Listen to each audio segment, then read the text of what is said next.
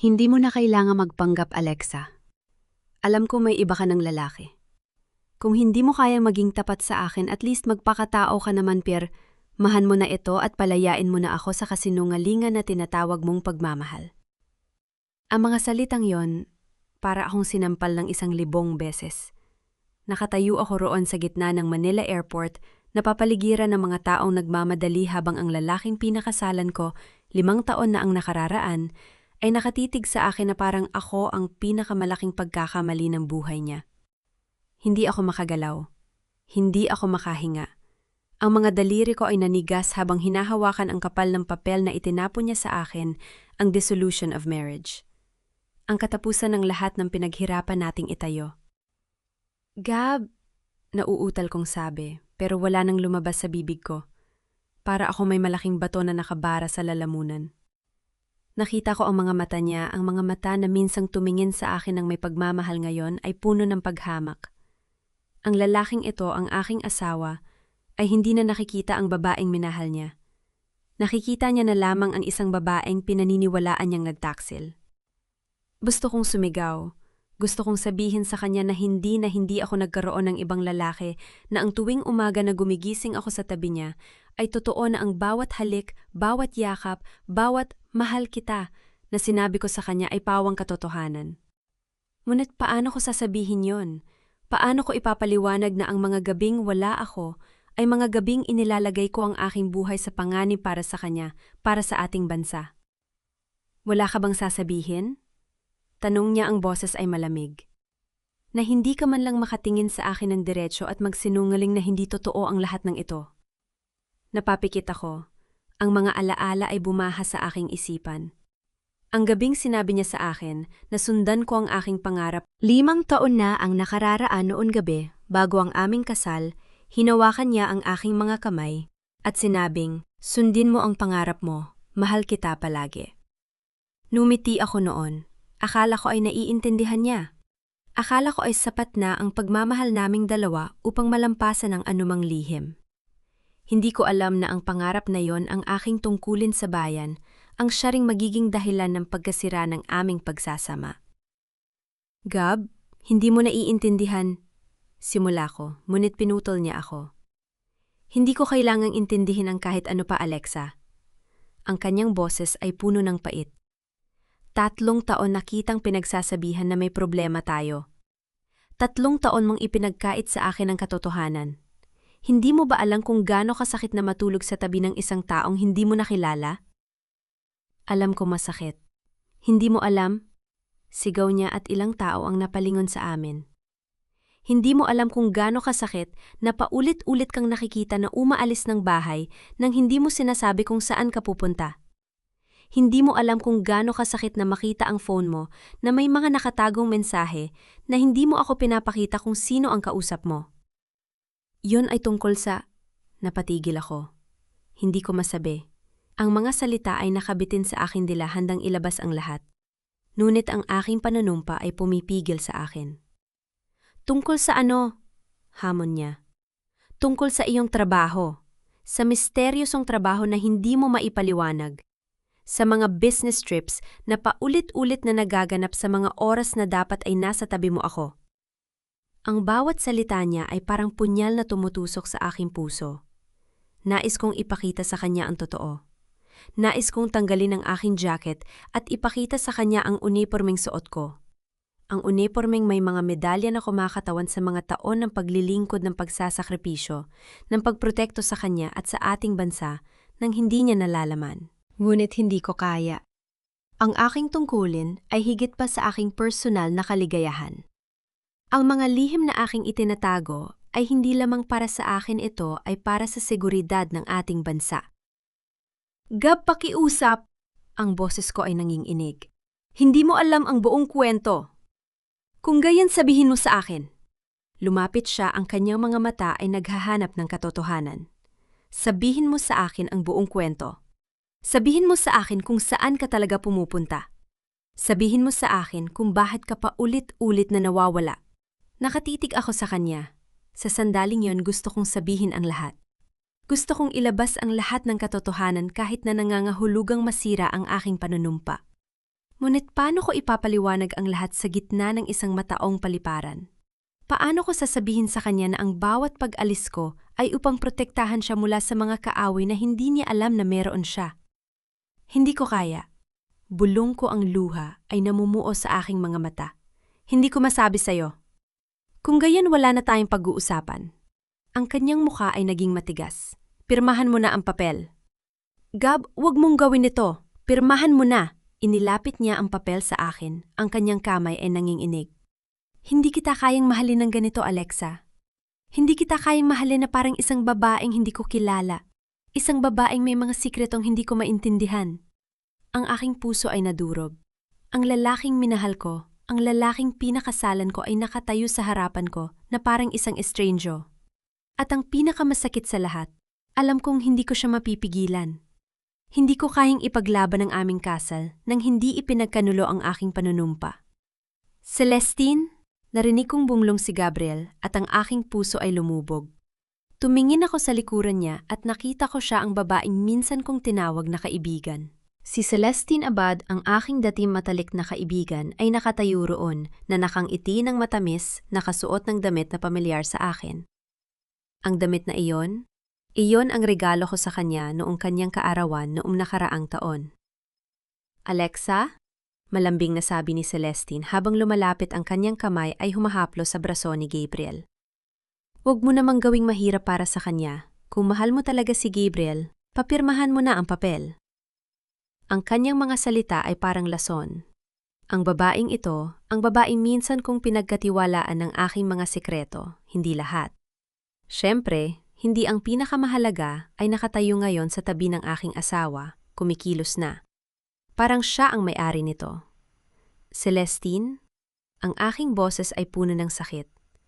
Paano mo magagawa ito sa akin? Gawin ang ano? Inosenteng tanong niya, ang kanyang mga mata ay kumikislap ng peking pag-aalala. Tinutulungan ko lamang kayo ng aking kaibigan. Hindi mo ba nakikita na nagdurusa si Gabriel? Hindi mo ba nakikita na ginagawa mo siyang miserable? Wala kang alam sa aming pagsasama. Alam ko na, sapat na. Pinutol niya ako, ang kanyang tono ay bahagyang matalim. Alam ko na, paulit-ulit mo siyang iniiwan. Alam ko na, hindi mo siya pinapahalaga. Alam ko na, karapat-dapat siya sa isang taong mamahalin siya ng buo ng walang mga sekreto. Ang aking mga kamay ay kumuyom. Ang bawat hibla ng aking pagkatao ay nagnanais na sabihin sa kanya ang lahat ng mga bagay na alam ko tungkol sa kanya. Ang mga bagay na natuklasan ko sa aking mga taon ng paglilingkod, ang mga ebidensya ng kanyang mga gawain na nakaupo sa aking desk sa headquarters. Ngunit hindi ko magawa. Hindi ngayon, hindi dito. Celestine, pakiusap, umalis ka na. Sabi ko, ang aking boses ay nanginginig. Ito ay sa pagitan namin ni Gabriel. Wala na tayong pag-uusapan, Alexa. Ang boses ni Gabriel ay matigas. Ang desisyon ko ay pinal na. Bago ko pa man masagot, ang aking telepono ay nag-vibrate. 1 beses, 2 beses, 3 beses ang emergency code. Ang aking puso ay tumibok ng mabilis. Ang aking misyon ay magsisimula sa loob ng 1 oras at ang aking kupunan ay naghihintay para sa akin. 1 sandali, sabi ko, inaabot ang aking telepono. Ngunit bago ko pa man matingnan ang screen, isang dumadaan na pasahero ay hindi sinasadyang nabunggo sa akin na naging dahilan upang mahulog ang mga papel mula sa aking mga kamay. Pasensya na, mabilis na sabi ng tao bago magbadali. Nakaluhod ako, pinupulot ang mga papel, ang aking mga kamay ay nanginginig. Ang bawat piraso ng papel na aking pinupulot ay parang isang piraso ng aking puso na nahuhulog sa sahig. Sa tabi ko, nakita ko ang mga paa ni Gabriel at Celestine magkatabi, magkalapit na parang sila ang magkasama. Wala na akong panahon para dito, sabi ni Gabriel, ang kanyang boses ay puno ng pagkainip. May meeting ako sa loob ng 2 oras. Kung ayaw mong pirmahan ako na ang bahala sa abogado. Tumingala ako sa kanya. Sa sandaling yon, nakita ko ang lahat, ang kanyang pagkainip, ang kanyang pagkayamot, ang kanyang pagnanais na makatakas mula sa akin. At sa likuran niya, nakita ko ang mga mata ni Celestine kumikinang na may tagumpay. Ang babaeng yon, ang babaeng minsan kong itinuring na kapatid, siya ang nagplano ng lahat ng ito. Alam ko, Nakita ko ang mga pattern sa aking mga taon ng pagsasanay. Ngunit hindi ko kayang patunayan ito nang hindi inilalantad ang aking pagkakakilanlan, nang hindi ipinagkanulo ang aking misyon. Gab, ang aking boses ay puno ng huling pagsusumamo. Pakiusap, huwag mong gawin ito. Huwag mong sirain ang ating pagsasama dahil lamang sa ano? Putol niya. Dahil lamang sa hindi mo ako kayang maging tapat. Dahil lamang sa mas pinili mo ang iyong misteryosong trabaho kaysa sa akin. Hindi yan totoo. Kung gayon, patunayan mo. Ang kanyang mga mata ay humahamon. Sabihin mo sa akin kung saan ka pupunta tuwing umaalis ka. Sabihin mo sa akin kung bakit may mga gabing hindi ka umuuwi. Sabihin mo sa akin ang totoo. Ang katahimikan ay bumagsak sa pagitan namin. Ang lahat ng mga mata ay nasa amin, ngunit hindi ko sila nakikita. Ang tanging nakikita ko ay si Gabriel. Ang kanyang mga mata ay naghahanap ng katotohanan na hindi ko kayang ibigay. Hindi ko kaya. Bulong ko ang luha ay tumutulo sa aking mga pisingi. Patawarin mo ako, Gab. Hindi ko kaya. Kung gayon, tapos na tayo. Ang kanyang boses ay walang emosyon. Pirmahan mo na ang papel at tapusin na natin ito. Ang aking mga kamay ay nanginginig habang kinukuha ko ang panulat. Ang bawat titik ng aking pangalan na aking isinusulat ay parang isang punyal na tumutusok sa aking puso. ALEXANDRAVILLACUESTA. Nang matapos ako, inilapag ko ang panulat at tumayo, hindi ako umiyak. Hindi ako sumigaw. Hindi ako nagmakaawa.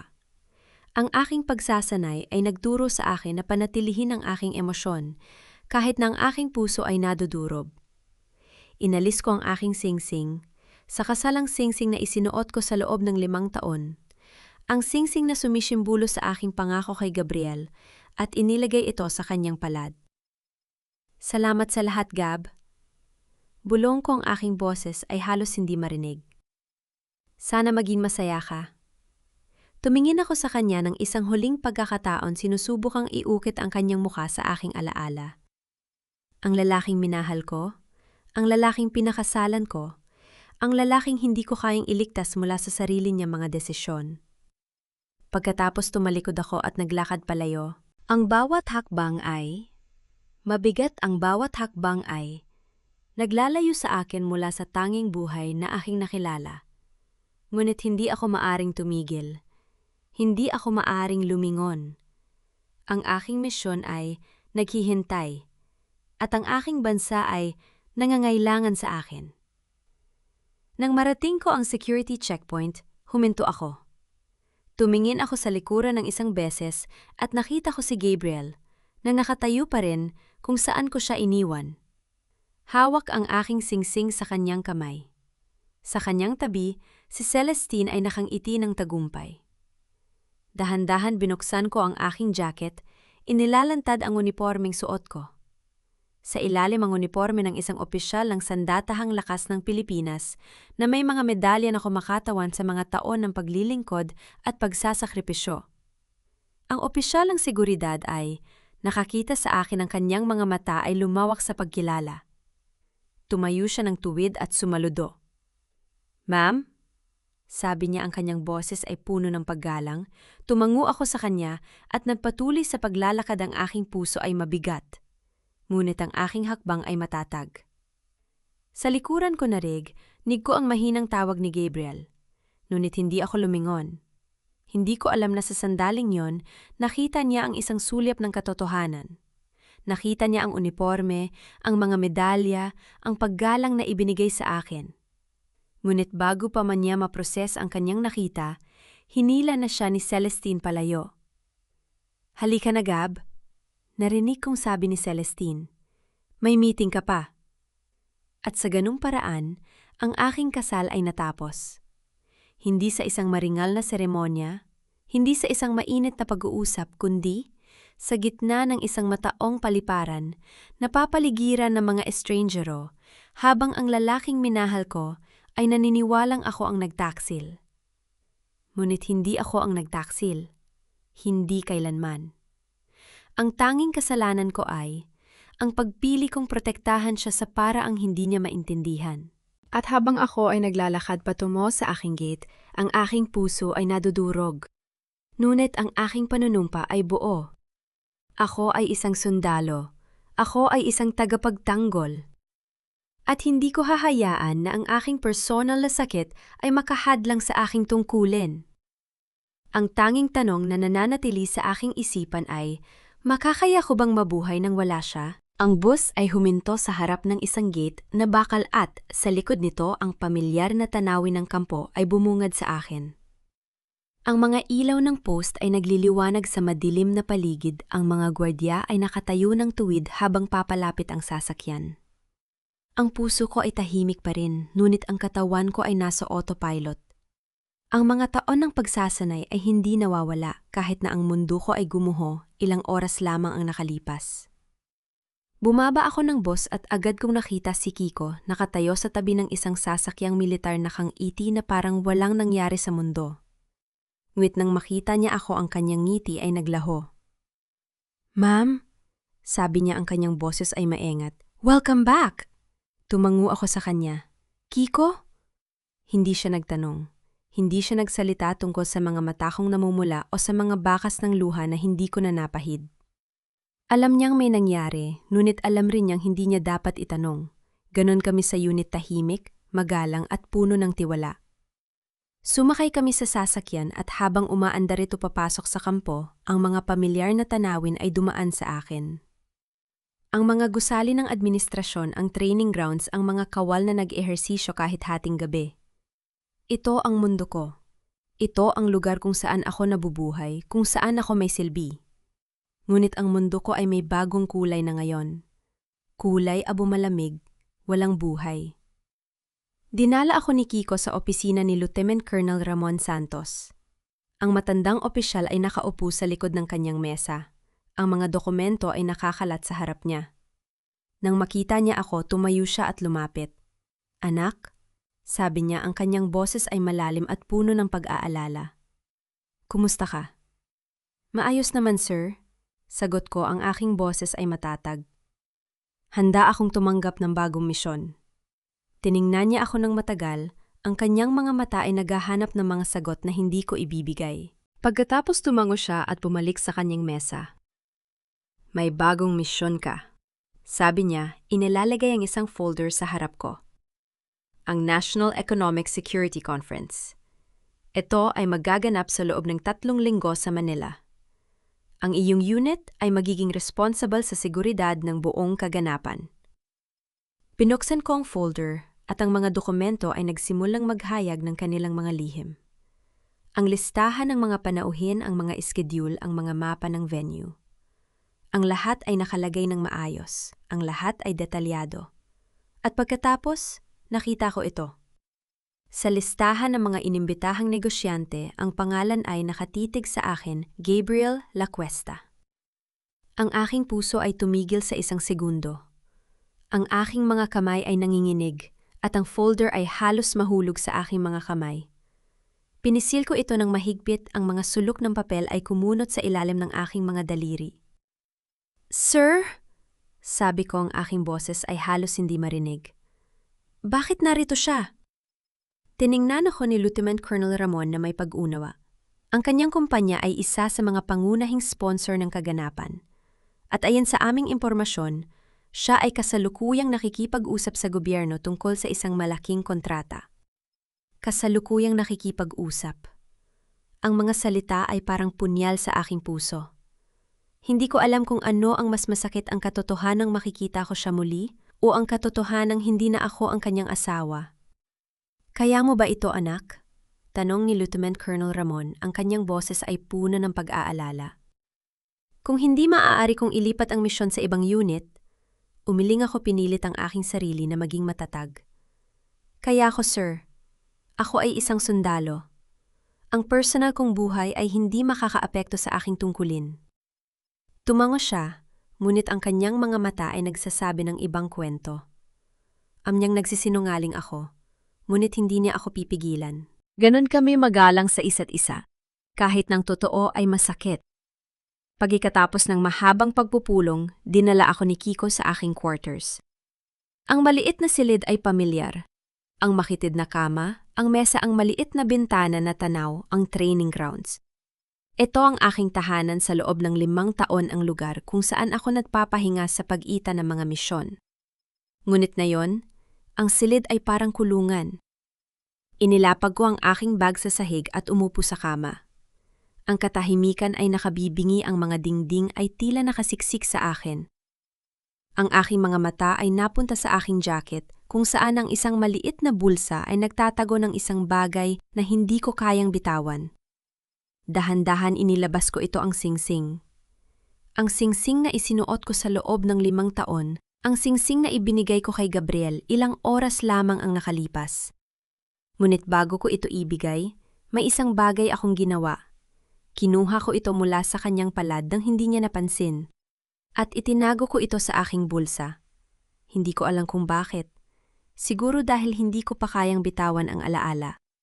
Siguro dahil ang singsing na ito ay ang tanging natitira sa isang pangarap na nawala. Pinisil ko ito ng mahigpit. Ang malamig na metal ay dumikit sa aking balat. Ang mga alaala ay bumalik.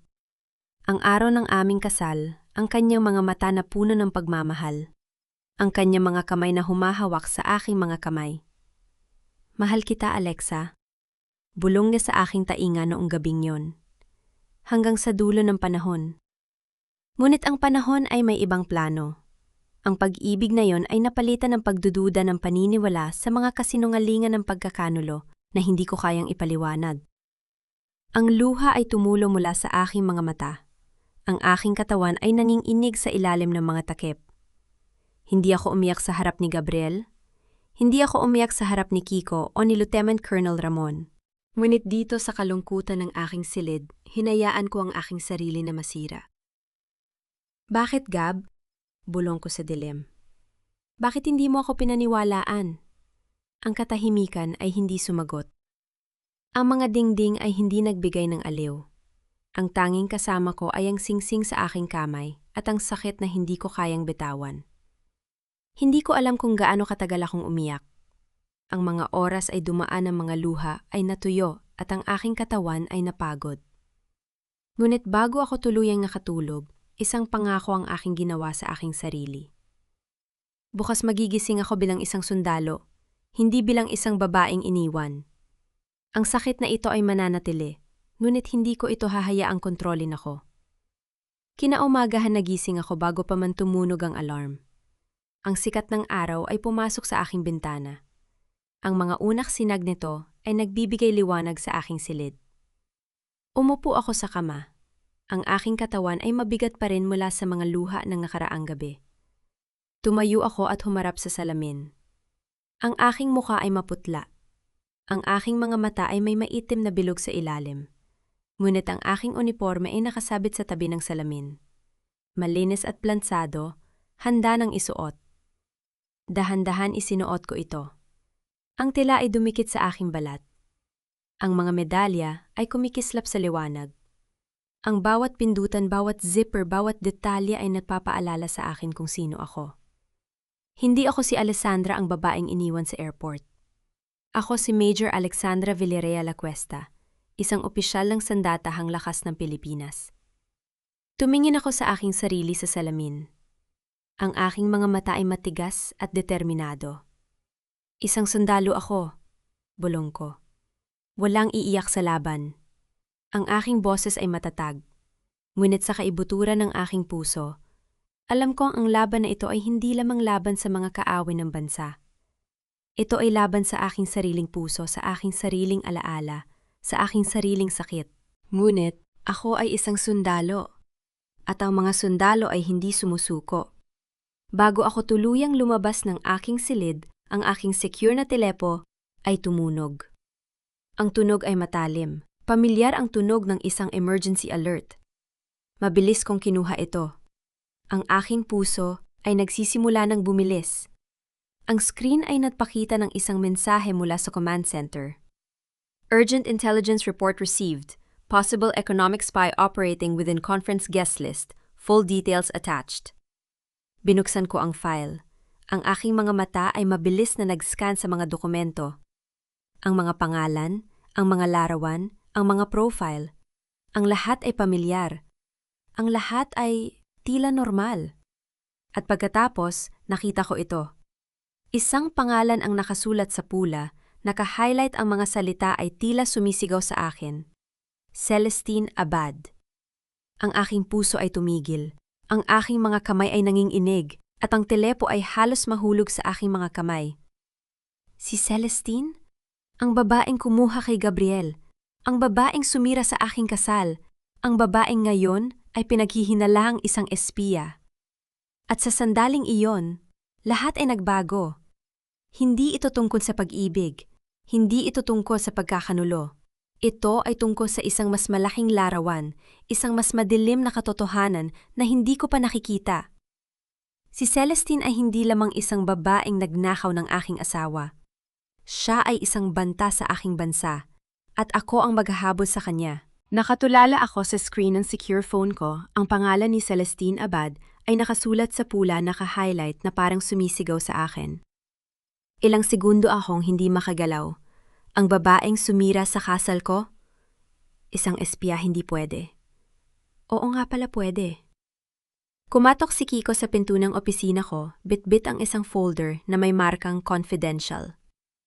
Ma'am, nakuha ko na ang hinihingi ninyong background check kay Celestine Abad. Umupo siya sa harap ko, ang mga mata ay seryoso, hindi na ang karaniwang pilyong Kiko na laging may dalang kindi.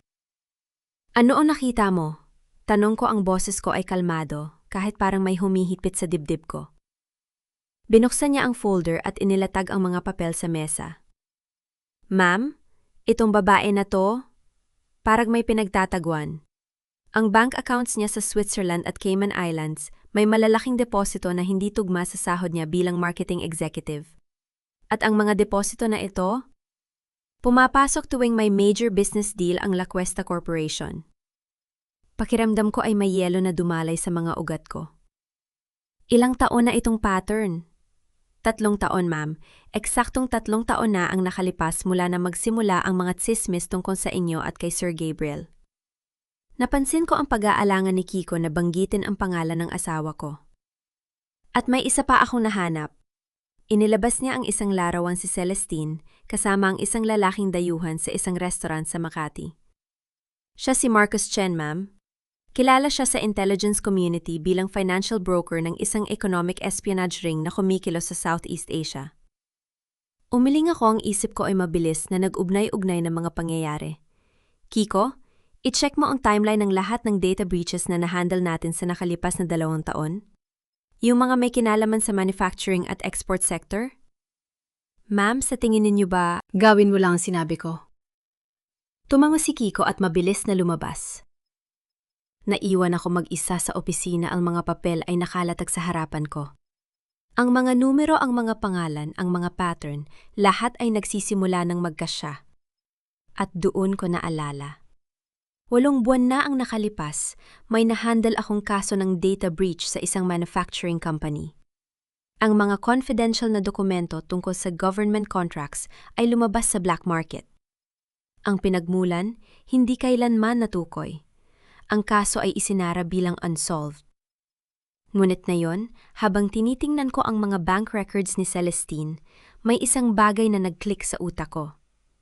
Ang mga date ng deposits, ang mga date ng data breaches, magkatugma. At ang masakit pa, ang mga breach na yon ay galing sa mga kumpanyang kapartner ng La Cuesta Corporation. Ang mga kumpanyang may access sa mga trade secrets ni Gabriel. Tumayo ako at naglakad papunta sa bintana. Ang tanawin ng base ay tahimik. Ang mga sundalo ay nag-ehersisyo sa malayo. Ngunit ang isip ko ay nasa ibang lugar. Naalala ko ang mga gabing umuuwi si Gabriel, napagod, nagrereklamo tungkol sa mga leaks sa kanyang industriya. May nagbebenta ng ating mga trade secrets, Alexa. Sabi niya nun, ang mga mata ay puno ng pagkabigo. Kung hindi ko ito ayusin, mawawala ang lahat. At ako na hindi makapagsalita tungkol sa aking trabaho, ay nakikinig lamang. Hindi ko alam na ang sagot sa kanyang problema ay nasa harapan ko na sa babaeng tinatawag niyang kaibigan. Alexa, hindi mo alam kung gaano kahalaga si Celestine sa atin. Minsang sinabi ni Gabriel. Siya ang nag-introduce sa akin sa mga tamang tao. Siya ang nag-ayos ng mga kontrata. Ang ngiti ni Celestine ang kanyang mga papuri, ang kanyang pagmamalasakit, lahat ay peke. At ako nasanay sa pagtuklas ng mga kasinungalingan sa battlefield ay bulag sa kasinungalingan sa aking sariling tahanan. Kumatok muli ang pinto. Hindi si Kiko, si Lieutenant Colonel Ramon Santos ang aking commanding officer. Pumasok siya ng walang imbitasyon. Ang kanyang mukha ay seryoso. Anak, alam kong personal para sa'yo ito. Pero wag mong hayaang makaapekto sa misyon ang damdamin mo. Umupo siya sa harap ko. Ang kanyang mga mata ay tumago sa akin. Ang huling bagay na kailangan natin ay isang opisyal na nawawala sa focus dahil sa personal na sama ng loob. Tumayo ako ng tuwid. Ang aking mga kamay ay nasa likod. Sir, naintindihan ko. Ang misyon ang priority. Hindi ko hahayaan na makaapekto ang personal kong sitwasyon sa seguridad ng bansa.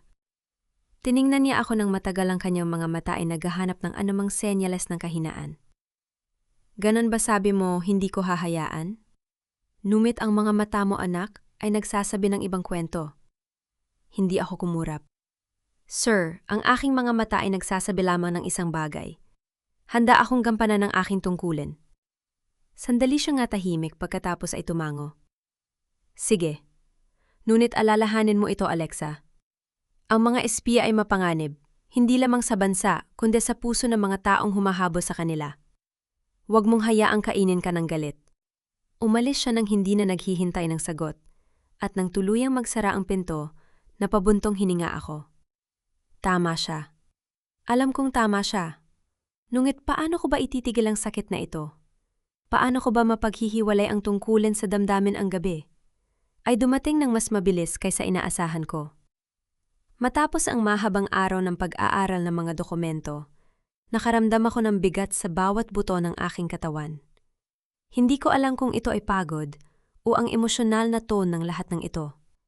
Sa aking quarters, binuksan ko ang isang lumang kahon na dala ko mula sa bahay.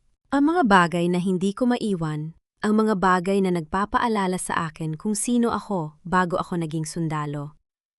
Sa loob, nakita ko ang isang lumang album ng larawan. Ang mga pahina ay dilaw na, ang mga sulok ay kupas. Binuksan ko ito at ang unang larawan na nakita ko ay nagpahinto sa aking paghinga. 3 tao nakatayo sa harap ng university campus. Nakangiti, walang malasakit sa mundo. Ako si Gabriel at si Celestine. Ang aming mga mukha ay bata pa, puno ng pangarap at walang kamalay-malay sa mga pagsubok na darating. Si Gabriel ay may hawak na libro, nakangiti ng malawak. Si Celestine ay nakaakbay sa akin, ang kanyang ulo ay nakasandal sa balikat ko. At ako, nakangiti ako, ng totoo, walang alalahanin sa mundo. Bakit, Cel? Bakit mo ginawa ito? Bulong ko sa katahimikan ng aking silid. Ang larawan ay hindi sumagot. Ang mga alaala ay nanatiling tahimik.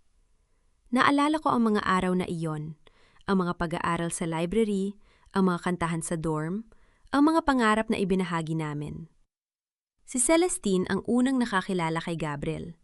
Siya ang nag-introduce sa amin. Alexa, may makikilala kang tao, sabi niya noon. Ang mga mata ay kumikislap. Sa tingin ko, magugustuhan mo siya. At ako nga, nagustuhan ko siya. Minahal ko siya. At si Celestine sa kabila ng lahat ay numiti sa aming kasal. Nagsilbi siyang isa sa mga abay. Niyakap niya ako at sinabing, "Alagaan mo siya ha?" Ang mga salitang iyon ay parang lason na yon. Isinara ko ang album at inilagay ito pabalik sa kahon. Ang aking mga kamay ay nanginginig, ngunit hindi ako umiyak. Hindi na ako iiyak para sa mga taong pumili ng kasinungalingan kaysa sa akin. Ang aking telepono ay tumunog. Isang mensahe mula sa isang hindi kilalang numero. Ang screen ay nagliwanag sa dilim ng aking silid, at ang mga salita ay tila sinunog ang aking mga mata. Alam mo ba na ang asawa mo ay may relasyon sa matalik mong kaibigan? O baka naman, alam mo nga talaga? Ang aking puso ay tumigil. Ang aking mga kamay ay nanigas sa telepon. Ang numero kilala ko, ang numerong iyon. Hindi ko ito nakalimutan kahit na ilang taon na ang nakalipas, mula nang huli kong makita ito. Ito ang numero ni Celestine. At sa sandaling iyon na pagtanto ko alam niya. Alam ni Celestine na iniimbestigahan ko siya. At sa halip na matakot, pinipili niya makipaglaro sa akin. Ang ngiti ay gumuhit sa aking mga labi. Hindi isang masayang ngiti, kundi isang ngiti ng isang mandirigma na nakahanap ng kalaban. Kung ganyan ang gusto mo, Cel, bulong ko sa dilim, laruin natin ang laro mo. Ngunit sa kaibuturan ng aking puso, may isang bahagi sa akin na sumisigaw. Ang bahaging yon ay hindi ang sundalo, ito ang babaeng minsang nagtiwala, minsang nagmahal, minsang naniwala na ang pagkakaibigan ay totoo. At ang bahaging yon ay nasasaktan. Ang notification na yon ay naghatid sa akin sa isang mundo na hindi ko inaasahan. Nakaupo ako sa harap ng mga monitor ng seguridad sa pantalan, ang mga mata ay nakatuon sa bawat galaw ng mga kamera. Ngunit ang isip ko ay nasa ibang lugar. Ang aking telepno ay nag-vibrate, isang banayad na pag-alog na halos hindi ko napansin. Nang tingnan ko ang screen, ang mundo ay tila tumigil. Ang larawan ni Celestine at Gabriel ay lumitaw sa aking newsfeed. Nakaiti sila magkatabi sa isang charity event na tila puno ng mga kilalang tao. Ang kanyang kamay ay nakapatong sa kanyang braso. Ang kanyang ulo ay bahagyang nakatagilid ang pose ng isang babaeng nagmamay-ari ng lalaking katabi niya. Ngunit hindi yon ang pumatay sa akin. Ang kanyang leeg, ang manipis na gintong kadena, ang maliit na sapphire pendant na kumikinang sa ilaw ng kamera. Ang vintong yon, ang vintong ibinigay sa akin ni Gabriel sa aming 3 anibersaryo na may mga salitang hindi ko malilimutan. Para sa babaeng nagbigay ng kahulugan sa buhay ko. Ang aking mga kamay ay nagsimulang manginig. Ang telepno ay parang apoy sa aking mga palad, ngunit hindi ko ito kayang bitawan. Ang bawat detalye ng larawan ay tila sinusunog ang aking retina. Ang paraan ng paghawak ni Celestine sa pendant, ang ngiti sa kanyang mga labi, ang paraan ng pagtayo ni Gabriel, na parang siya ang pinakamaswerteng lalaki sa mundo. Hindi ko na malaya na ang aking mga mata ay nagsisimula ng uminit. Ang sakit ay dumating, hindi bilang isang alon, kundi bilang isang tahimik na pagbagsak, isang bagay na unti-unting gumuguho sa loob ko, piraso sa piraso. Ma'am? Ang boses ni Kiko ay naghatid sa akin pabalik sa realidad.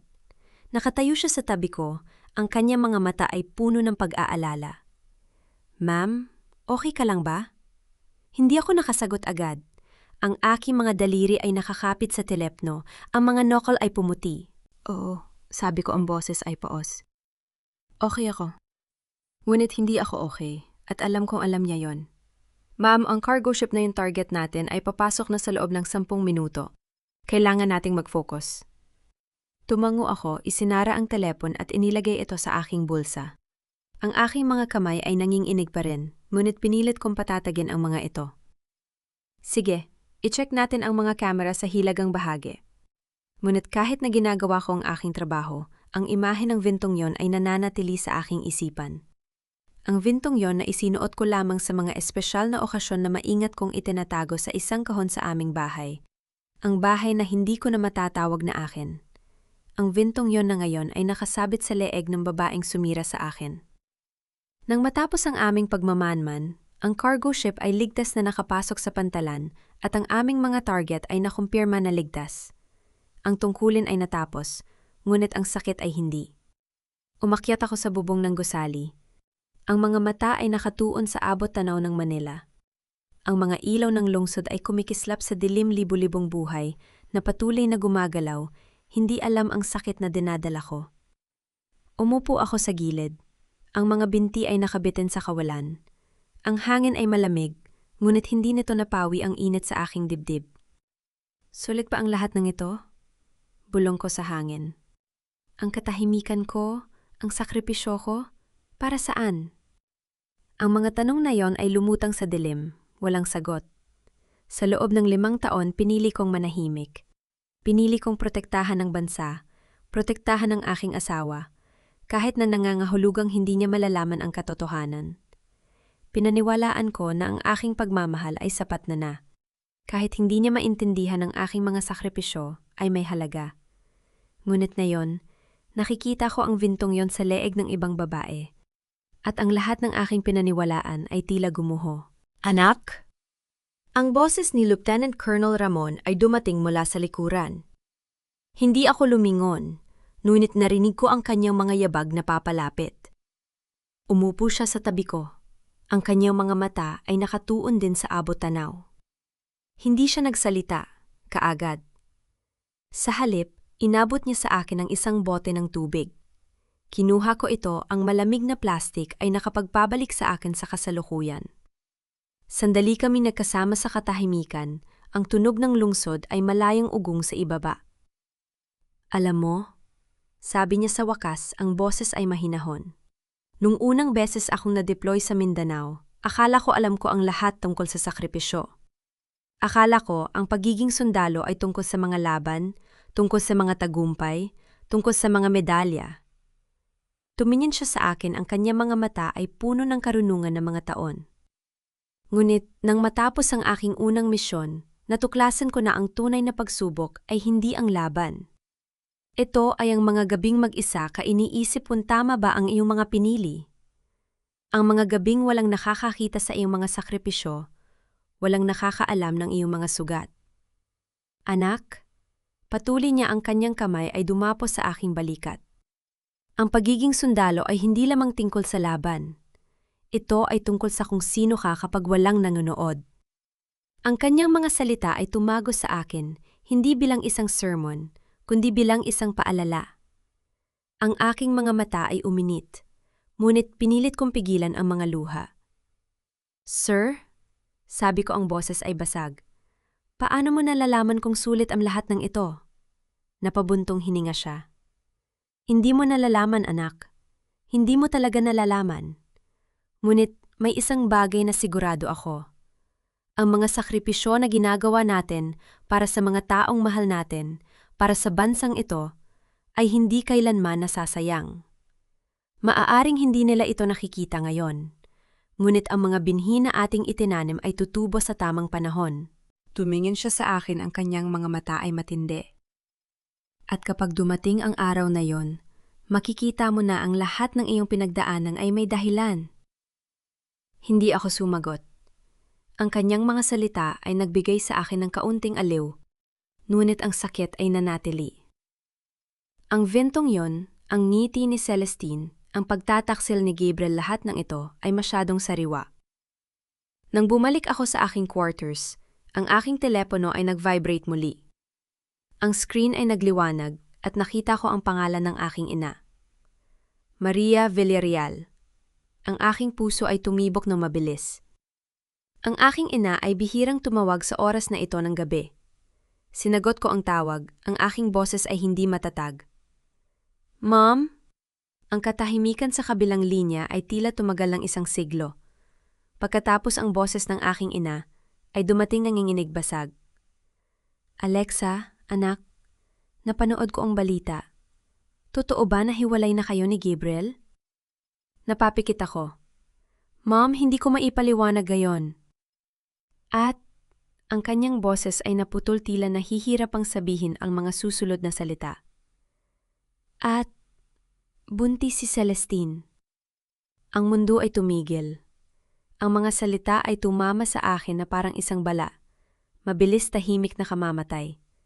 Ang aking mga tuhod ay nanghina at ang telepono ay halos mahulog mula sa aking mga kamay. Mom? Ano?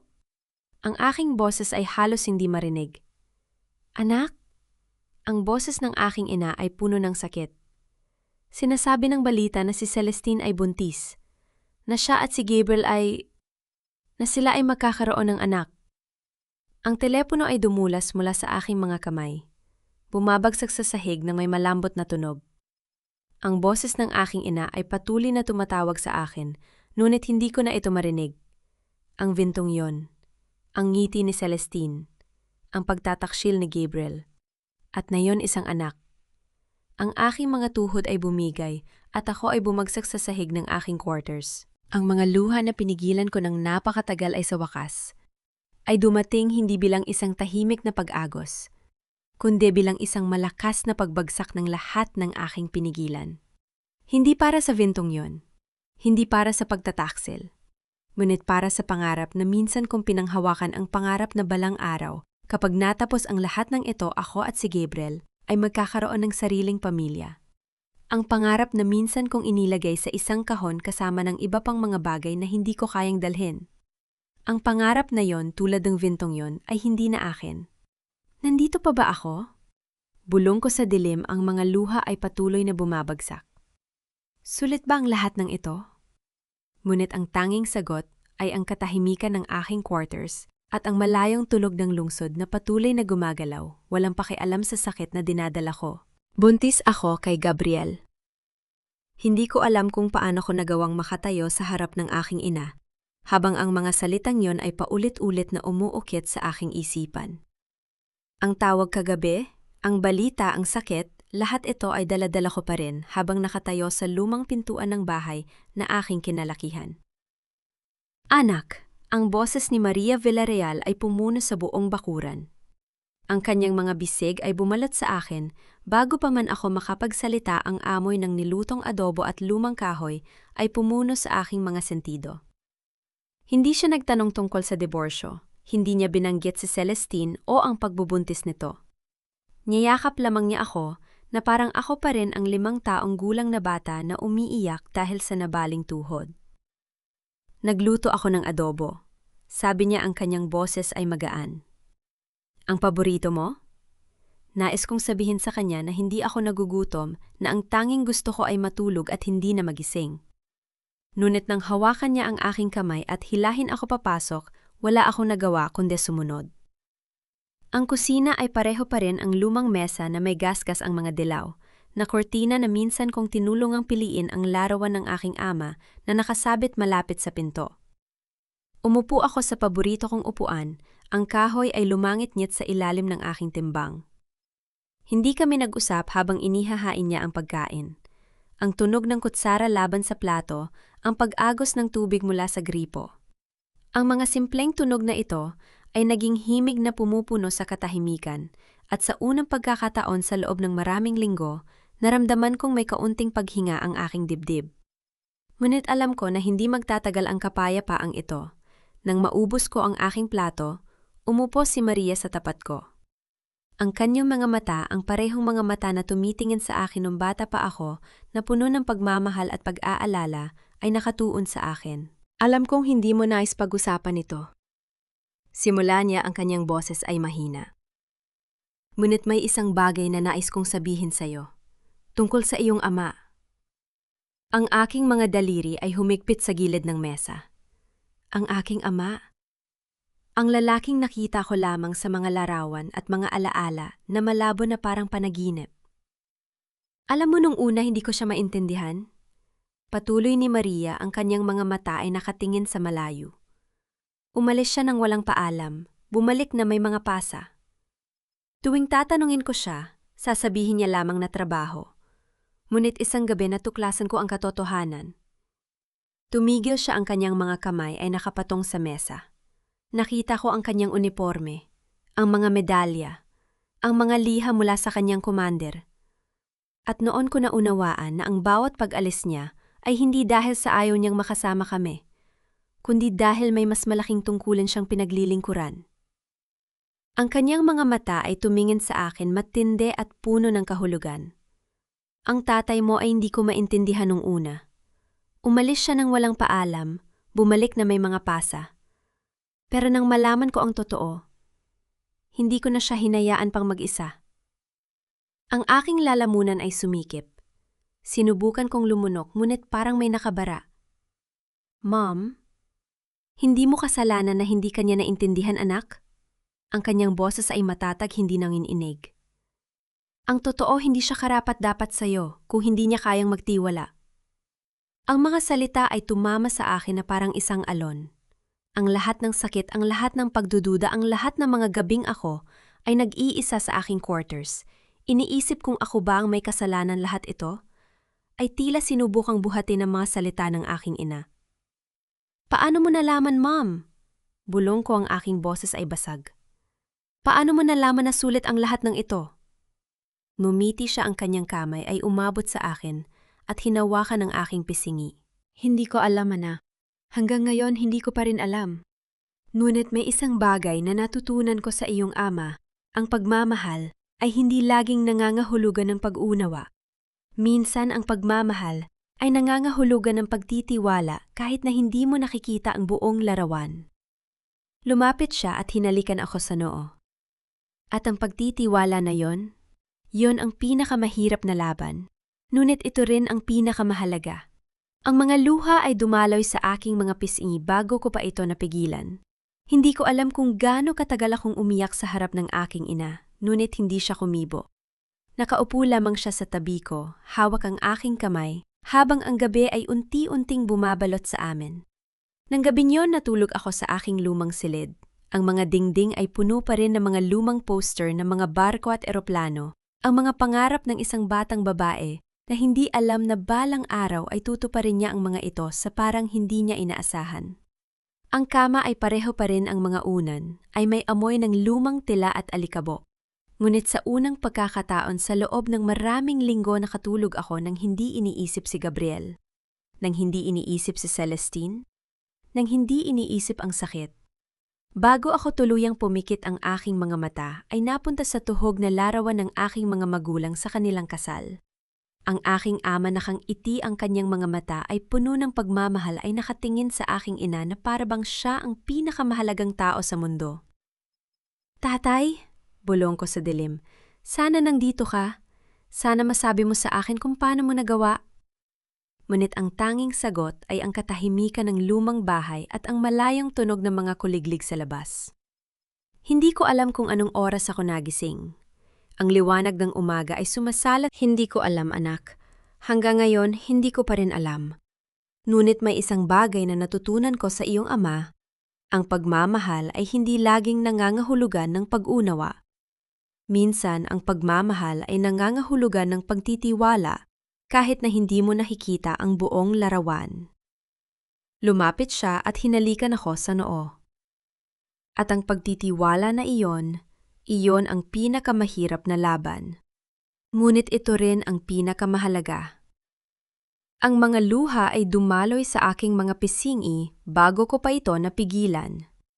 Hindi ko alam kung gaano katagal akong umiyak sa harap ng aking ina, ngunit hindi siya kumibo. Nakaupo lamang siya sa tabi ko, hawak ang aking kamay, habang ang gabi ay unti-unting bumabalot sa amin. Nang gabing yon, natulog ako sa aking lumang silid. Ang mga dingding ay puno pa rin ng mga lumang poster ng mga barko at eroplano, ang mga pangarap ng isang batang babae na hindi alam na balang araw ay tutuparin niya ang mga ito sa paraang hindi niya inaasahan. Ang kama ay pareho pa rin. Ang mga unan ay may amoy ng lumang tela at alikabok. Ngunit sa unang pagkakataon sa loob ng maraming linggo, nakatulog ako nang hindi iniisip si Gabriel, nang hindi iniisip si Celestine, nang hindi iniisip ang sakit. Bago ako tuluyang pumikit ang aking mga mata, ay napunta sa tuhog na larawan ng aking mga magulang sa kanilang kasal. Ang aking ama, nakangiti ang kanyang mga mata, ay puno ng pagmamahal, ay nakatingin sa aking ina na parabang siya ang pinakamahalagang tao sa mundo. Tatay, bulong ko sa dilim. Sana nandito ka. Sana masabi mo sa akin kung paano mo nagawa. Ngunit ang tanging sagot ay ang katahimikan ng lumang bahay at ang malayong tunog ng mga kuliglig sa labas. Hindi ko alam kung anong oras ako nagising. Ang liwanag ng umaga ay sumasala sa mga kurtina at ang amoy ng kape ay pumupuno sa hangin. Ngunit bago pa man ako makabangon, ang aking telepono ay nag-vibrate sa tabi ng aking kama. Ang screen ay nagliwanag at nakita ko ang pangalan ni Kiko. Ma'am, ang kanyang boses ay puno ng pagkaapuraan. May nakitang bomba sa venue ng Economic Summit.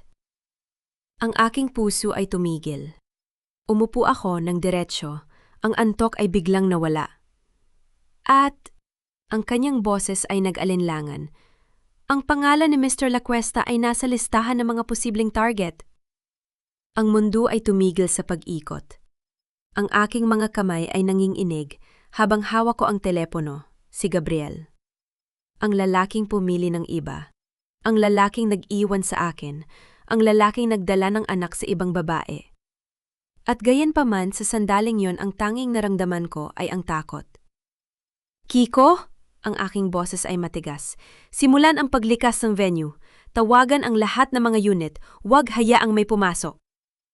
Ma'am, ang summit ay sa loob ng 2 araw. Hindi mahalaga. Putol ko. Gawin ito ngayon. At Kiko? Po?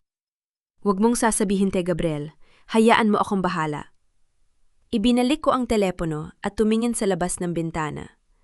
Ang araw ay sumisikat na, ang mga sinag nito ay tumatagos sa mga puno sa bakuran ng aking ina.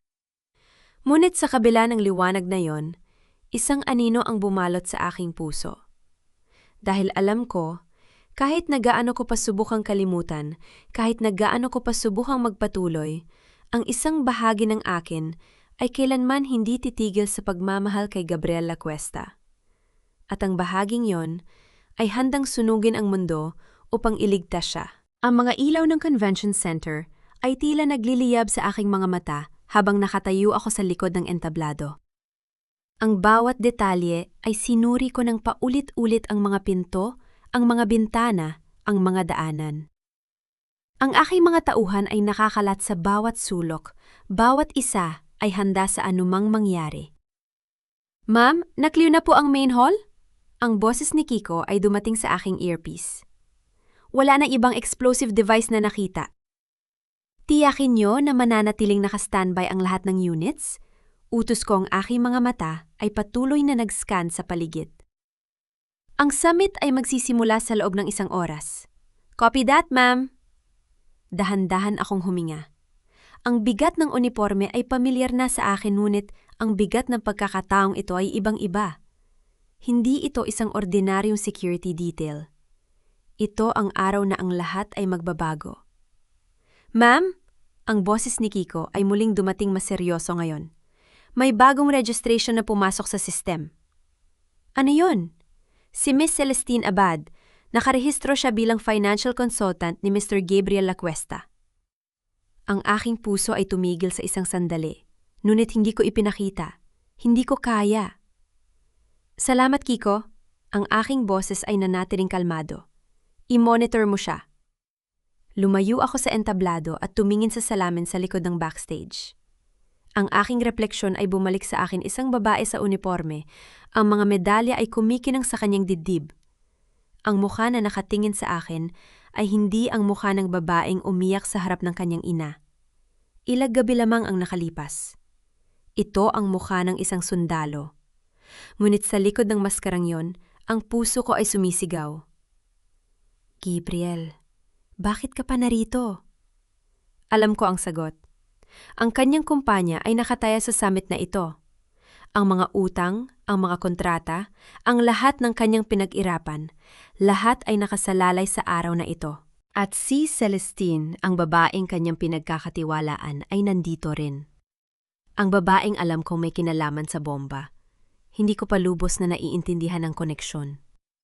Ngunit ang mga piraso ay nagsisimula ng magtagpo.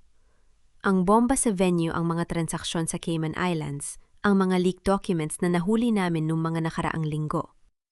Lahat ay may dalang isang pangalan, Celestine Abad. Ma'am, pumasok na po ang mga unang bisita? Ang boses ni Kiko ay muling dumating. Copy, manatili kayong alerto. Lumakad ako patungo sa gilid ng entablado kung saan nakikita ko ang mga tao na pumapasok sa main hall. Ang mga negosyante, mga politiko, mga opisyal ng gobyerno, lahat sila ay dumating para sa economic summit na ito. Ngunit ang aking mga mata ay naghahanap lamang ng 2 tao. At pagkatapos nakita ko sila, si Gabriel ay lumakad papasok. Ang kanyang suit ay perpektong pagkakagawa, ang kanyang tindig ay puno ng otoridad. Sa tabi niya ang kanyang kama ay nakahawak sa braso ni Celestine, isang babae sa isang mamahaling pulang damit. Ang kanyang ngiti ay perpekto, ang kanyang mga mata ay malamig. Ang aking puso ay sumakit, ngunit hindi ko ito ipinakita. Tumingin si Gabriel sa paligid, ang kanyang mga mata ay nag-scan sa karamihan. Pagkatapos ang kanyang tingin, ay huminto sa akin. Sa isang sandali, ang aming mga mata ay nagtagpo, ngunit walang pagkilala sa kanyang mga mata. Tanging isang mabilis na pagtingin sa isang babaeng sundalo, isang opisyal ng seguridad, isang tao na hindi mahalaga sa kanyang mundo. Lumipas ang kanyang tingin, at sa sandaling yon, naramdaman ko ang isang sakit na mas matindi kaysa sa lahat ng mga sugat na natamo ko sa labanan. Mas matindi kaysa sa pagpirma ng divorce papers. Mas matindi kaysa sa lahat ng mga gabing nag-iisa ako sa aking quarters. Hindi ako nakilala ng lalaking minahal ko.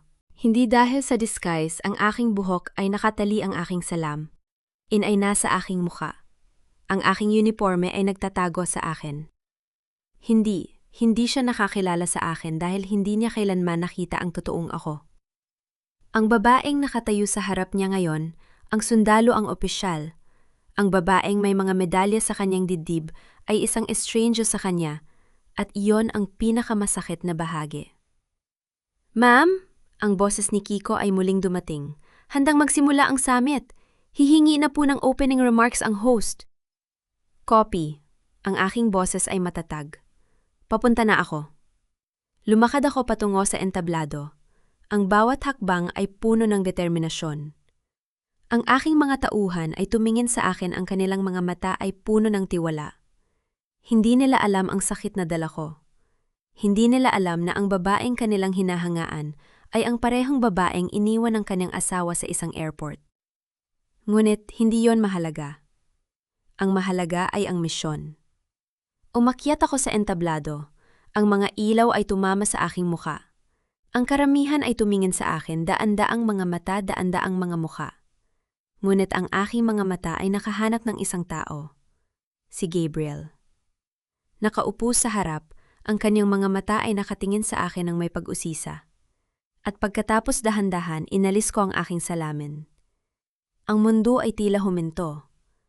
Ang mga mata ni Gabriel ay lumawak. Ang kanyang bibig ay bumuka, ngunit walang salita ang lumabas. Ang kanyang mga kamay na nakapatong sa mesa ay nagsimulang manginig. Nakilala niya ako. Sa sandaling yon sa harap ng daan-daang mga tao sa gitna ng isang economic summit, nakilala ni Gabriel Lacuesta ang babaeng kanyang iniwan. At ang kanyang mukha ay namutla. Magandang umaga sa inyong lahat. Ang aking boses ay dumating sa mikropo, malinaw at matatag. Ako si Lieutenant Colonel Alessandra Villarreal, ang Head of Security para sa kaganapang ito. Nais kong tiyakin sa inyong lahat na ang inyong kaligtasan ay aming pangunahing prioridad. Ang aking mga mata ay hindi umalis kay Gabriel, at ang kanyang mga mata ay hindi umalis sa akin. Ang aking koponan ay nagsagawa ng masusing pagsusuri sa buong venue. Nais kong ipaalam sa inyo na may natuklasan kaming banta, ngunit ito ay na-neutralize na. Ang bulungan ay kumalat sa karamihan. Ang mga mukha ay napuno ng pag-aalala. Ngunit ang aking mga mata ay nanatili kay Gabriel. Gayunpaman, may isang bagay pa akong kailangang bigyang pansin. Ang aking tingin ay lumipat kay Celestine. Ang babae ay nakaupo ng tuwid, ang kanyang mukha ay walang emosyon. Ngunit nakita ko ang bahagyang paggalaw ng kanyang kamay, ang kanyang mga daliri ay humahawak sa kanyang kwintas, isang ugali na alam kong tanda ng kanyang pagkabalisa. Miss Celestine Abad, ang aking boses ay malinaw maririnig sa buong hall. May kailangan kaming pag-usapan tungkol sa mga transaksyon sa Cayman Islands. Ang katahimikan ay bumagsak sa karamihan. Si Celestine ay nagyelo. Ang kanyang mukha na kanina ay perpekto at kalmado ay biglang nagbago. Ang kanyang mga mata ay nagsimulang magpanik.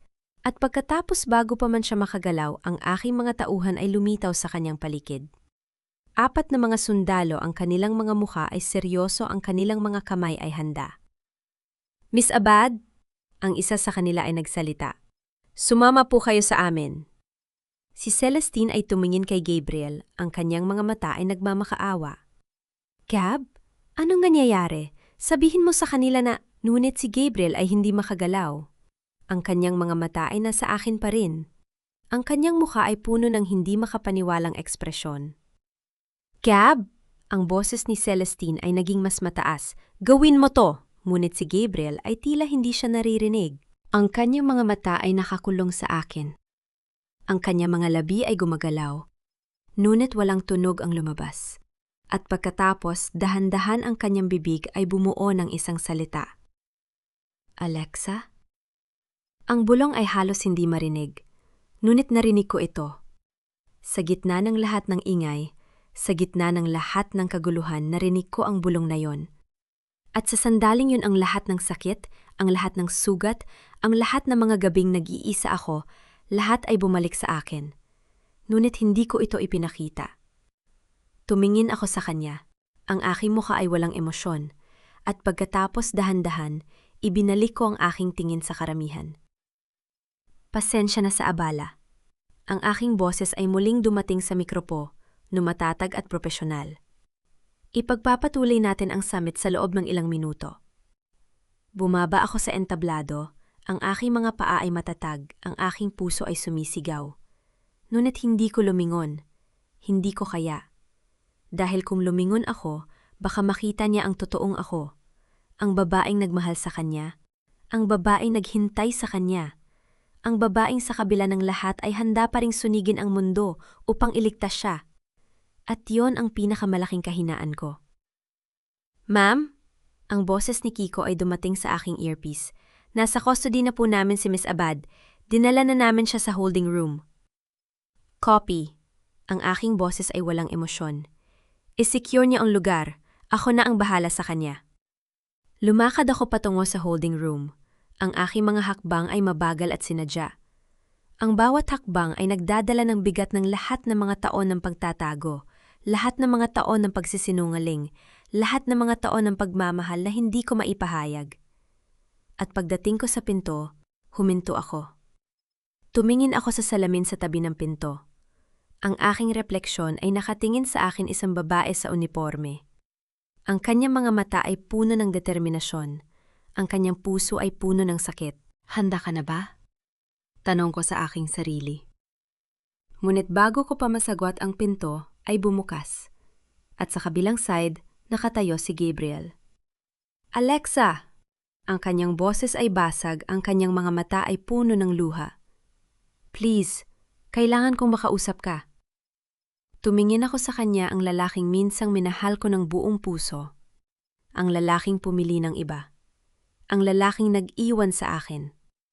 At sa sandaling yon, alam ko na ang lahat ay magbabago. Ngunit hindi ko alam kung handa ba akong harapin ito. Gab, huwag mong hayaan na dalhin nila ako. Ako ang nagmamahal sa'yo. Hindi ako ang kaaway mo. Siya, si Alexa.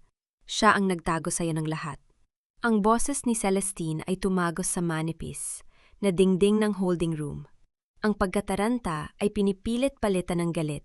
Narinig ko ang pagkalampag ng kanyang mga palad sa salamin na naghihiwalay sa amin, ngunit hindi ako lumingon.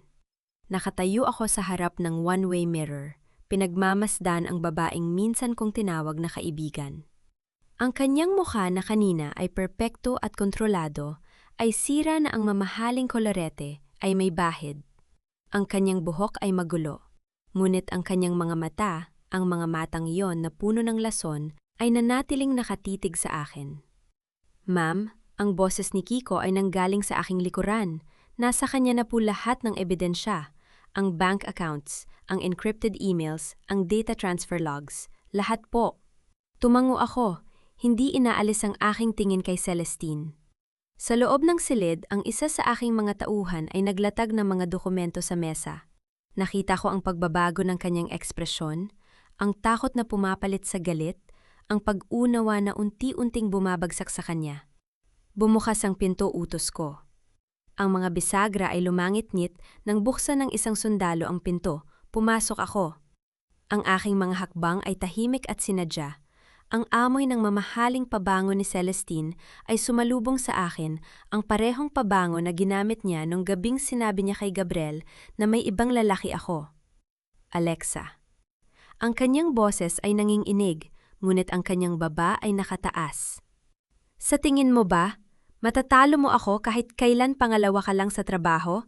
Sa pag-ibig, pangalawa ka lang. Ang kanyang mga salita ay dapat na sumakit. Dapat ay pinadugo nila ang sugat na dala-dala ko sa loob ng maraming buwan. Ngunit sa sandaling iyon, nakatayo ako sa harap ng isang babaeng sira ang kanyang mga lihim. Ay nakalantad sa mesa sa pagitan namin, ang kanyang kapalaran ay nakasulat na sa mga dokumentong iyon. Wala akong naramdamang sakit. Tanging isang kakaibang kalmado. Hindi ko kailangang maging pangalawa, Sel. Ang aking boses ay mahinahon, walang pag-aalinlangan. Kasi hindi ako nakikipagkarera sa'yo. Ang tungkulin ko ay protektahan ang bayan, kahit na ang ibig sabihin noon ay protektahan ka rin mula sa sarili mong kasakiman. Ang kanyang mga mata ay nagliyab. Huwag mong gawing marangal ang iyong sarili. Ninakaw mo si Gabriel. Ninakaw mo ang kanyang atensyon, ang kanyang oras, at ngayon, ninakaw mo ang kanyang pagtitiwala sa akin. Hindi kita ninakawan, Sel. Mahinahon kong sagot, ikaw mismo ang nagtapon ng lahat. Ang mga transaksyon sa Cayman Islands, ang mga data transfer sa loob ng 3 taon, lahat ng yon ay gawa mo. Hindi ako ang sumira kay Gabriel, ikaw. Ang kanyang mga kamay ay nanginig. Nakita ko ang kanyang mga daliri na humahawak sa kanyang kwintas. Ang ugali na alam kong tanda ng kanyang takot. Wala kang patunay. Ang kanyang boses ay pumutok. Wala kang nasa mesa. Ang lahat putol ko itinuro. Ang mga dokumento, ang bank statements, ang email threads, ang mga log ng bawat file na ninakaw mo mula sa La Cuesta Holdings. Ang lahat ng yon ay nakalink sa isang account na nakapangalan sa iyong pangalan. Ang parehong account na ginamit mo upang bumili ng mga luxury items. Ang parehong account na pinaglagyan mo ng pera mula sa mga dayuhang entity. Ang kanyang mukha ay namutla. Ang kanyang bibig ay bumuka. Ngunit walang salita ang lumabas. 3 taon patuloy ko ang aking boses ay matigas. 3 taon mong ninakawan ang kumpanya ng iyong kasintahan. 3 taon mong ipinagkanulo ang lalaking sinabi mong mahal mo. Prescribe. At sa lahat ng oras na iyon, ako ang nagbabantay sa kanya. Ako ang nagpoprotekta sa kanya mula sa iyo. Ang kanyang mga mata ay lumaki. Ay, hindi ko alam na ako ang nagbabantay sa kanya, na ako ang humahadlang sa mga pagtatangka mong sira in ang kanyang kumpanya. Oo, alam mo na ngayon. Lumapit ako ng isang hakbang. Ang aking boses ay bumaba at ngayon, alam na rin ni Gabriel. Ang katahimikan ay bumagsak sa pagitan namin. Ang tanging tunog ay ang mahinang pag-iyak ni Celestine. Ang kanyang mga balikat ay nanginginig. Ngunit hindi ako nakaramdam ng awa. Tanging isang malalim na pagod. Isang pagod na hindi ko alam na dala-dala ko hanggang sa sandali ngayon. Dalhin siya utos ko sa mga sundalo sa main hall.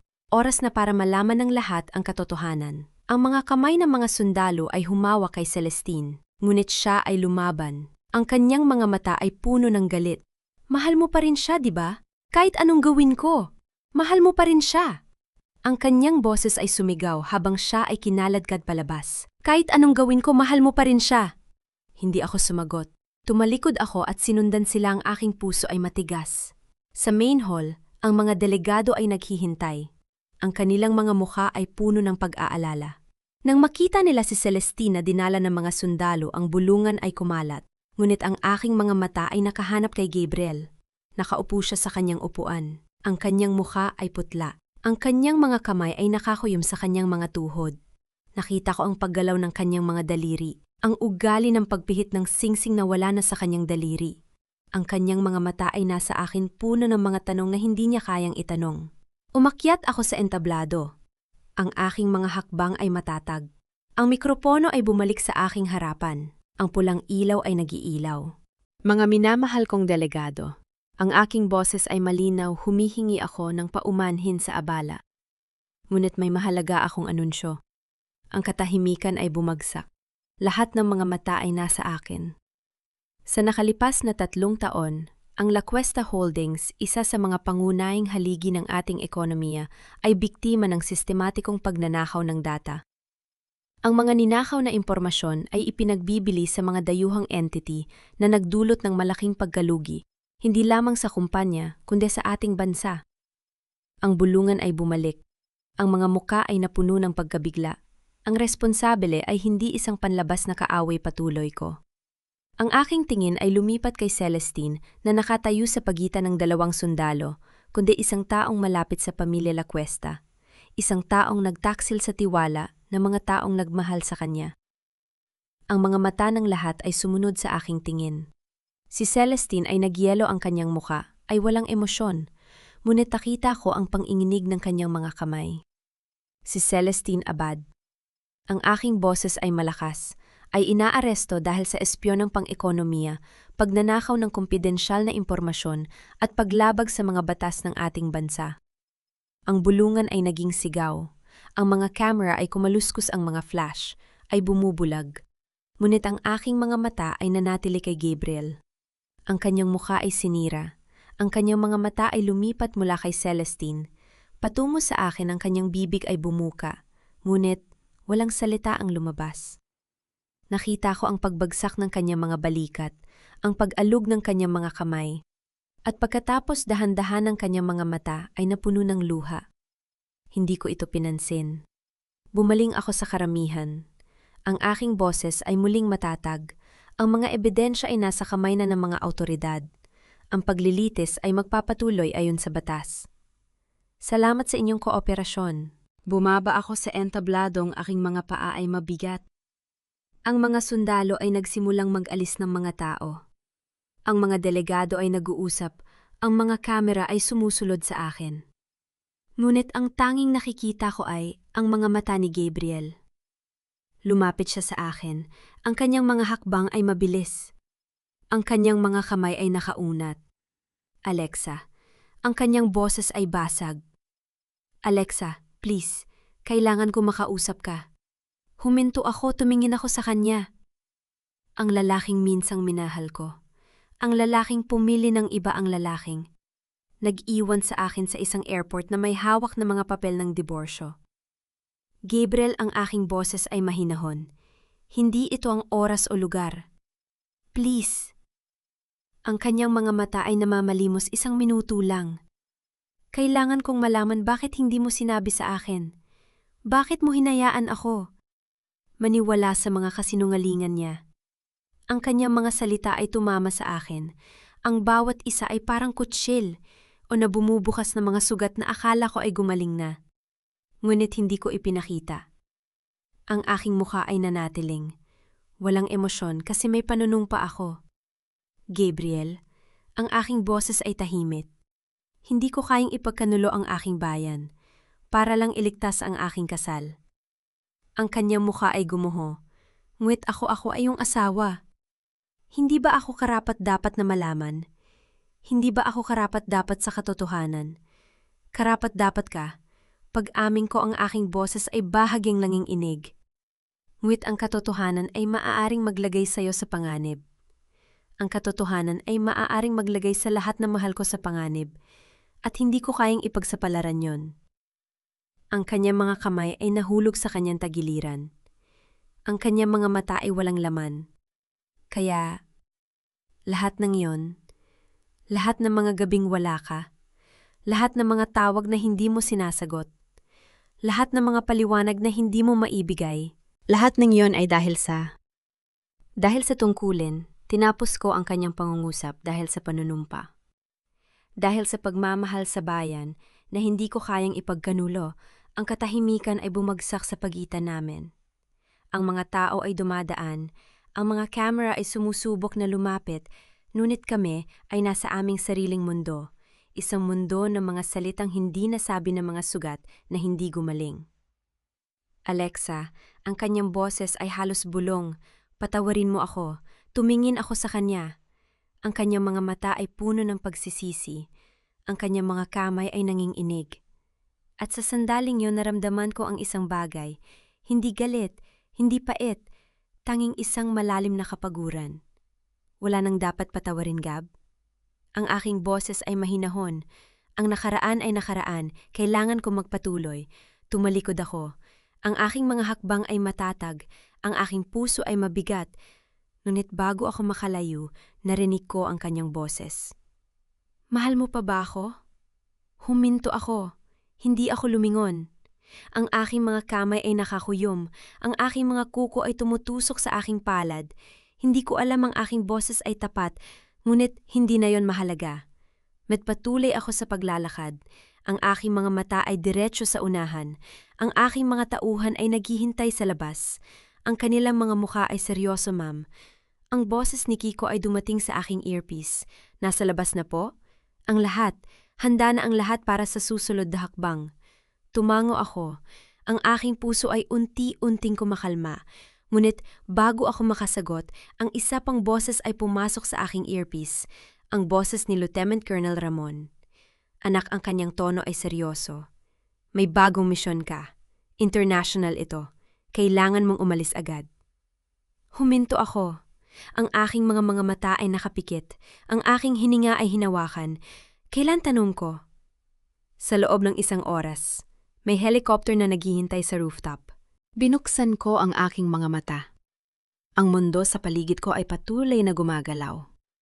Ang mga tao ay patuloy na nag-uusap, ang mga camera ay patuloy na kumukuha. Ngunit sa sandaling yon, ang lahat ay tila malayo, hindi totoo. Kopi ang aking boses ay matatag, papunta na ako. Tumalikod ako. Ang aking mga hakbang ay mabilis, ang aking isip ay nakatuon. Ang misyon, yon ang aking tungkulin, yon ang aking buhay. At habang ako ay naglalakad patungo sa elevator, narinig ko ang isang boses na tumatawag sa akin. Alexa, hindi ako lumingon, hindi ko kaya. Alexa, please hintayin mo ako. Ang boses ni Gabriel ay sumisigaw. Ang kanyang mga hakbang ay humahabol. Ngunit ako ay pumasok sa elevator. Ang mga pinto ay nagsasara, ang kanyang mukha ay unti-unting nawawala. Ang huling nakita ko ay ang kanyang mga mata. Punong-puno ng sakit, ng pagsisisi, ng mga salitang hindi na maibabalik. At pagkatapos ang mga pinto ay nagsara, ang elevator ay umakyat.